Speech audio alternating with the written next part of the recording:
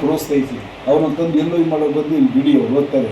ಸಂಜೆವರೆಗೆ ಅವ್ರಿಗೆ ಒಂದು ಶಿಸ್ತು ಕಲಿಸ್ಬೇಕು. ನಾವು ಏನು ಪುಸ್ತಕ ತಗೋತಿ ಅಲ್ಲೇ ಇರಪ್ಪ, ನೀನು ಓದಿದಂಥ ಪುಸ್ತಕ ಏನಾದರೂ ಇದು ಮಾಡಿ.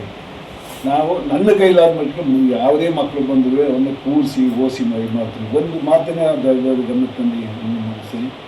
ಒಂದು ಹುಡುಗ ಬಂದ, ಅವನ ಸ್ನೇಹಿತ ಅವನ್ನ ಕೇಳೋ ನೀನು IAS ಪಾಸ್ ಮಾಡಿದಲ್ಲ, ನೀನು ಹೆಂಗೆ ಮಾಡಿದೆ ಅಂತ. ಹೇಗೆ ಹೋಗು, ನೀನು ತಿನ್ನೋ ಕಡಲೆ ಎಲ್ಲ ಇದು ಹೋಗು ಅಂತ ಅವ್ನು ಹೇಳೋಣ. ಇವರಿಗೆ ಕೋಪ ಬಂದುಬಿಟ್ಟದೆ. ಇಬ್ಬರು ಒಂದೇ ಇದ್ರಲ್ಲ, ಕೋಪ ಬಂದುಬಿಟ್ಟದೆ. ಇಲ್ಲಿ ಕೊಡ್ದಲ್ಲ, ಸರ್ ನಾನು IAS ಮಾಡಬೇಕು ಸರ್. ಘಟನೆಯ ಕೇಳಿ ಹೇಗಿರ್ತೇವೆ ಅಂದರೆ IAS ಮಾಡಬೇಕು ಸರ್, ನೀವು ಏನು ಮಾಡೋದು ಹೇಳಿ ಸರ್. ಕುಂತ್ಕೊಪ್ಪ, ಹೇಳಿ ಸರ್. ಈಗ ನೀನು ಎಷ್ಟೊತ್ತು ಕೇಳ್ತಾ ಇದ್ದೀಯ? ನಾನು 8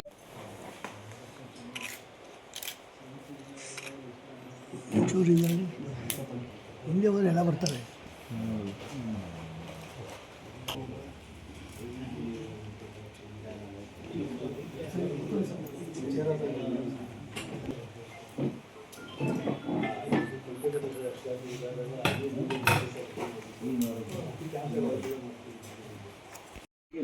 ಅಟ್ಲೀಸ್ಟು ಎಷ್ಟೇ ಇದ್ದರೆ ಒಂದು ಎರಡಕ್ಕಾದರೂ ಅವಕಾಶ ಇರ್ತದೆ ಅನ್ನೋದನ್ನ ನನ್ನ ನಂಬಿಕೆ.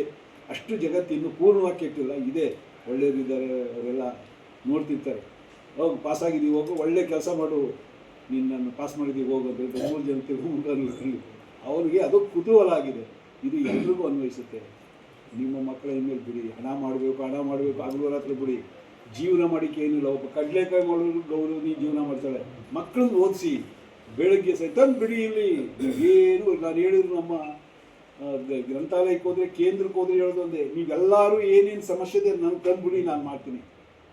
ನಮ್ಮ ಜೊತೆಲಿ ಒಬ್ರಿಗೊಬ್ರಿಗೆ ಇರೋಣ ಅಂತ ಹೇಳಿದ್ರು. ನಿಮ್ಗೆ ಹೇಳೋದು ಅದೇ, ಮಕ್ಕಳೆಲ್ಲ ತಂದು ಎಲ್ಲಿ ಬಿಡಿ, ಓದಲಿ, ಅವನು ಓದಿಸಿ ಅಚ್ಚುಕಟ್ಟಾಗಿ. ನೀವು ಇನ್ನೇನು ಸಂಪಾದನೆ ಮಾಡೋದು ಬೇಡ, ಏಕೆಂದರೆ ಇದು ಜ್ಞಾನದೇವ.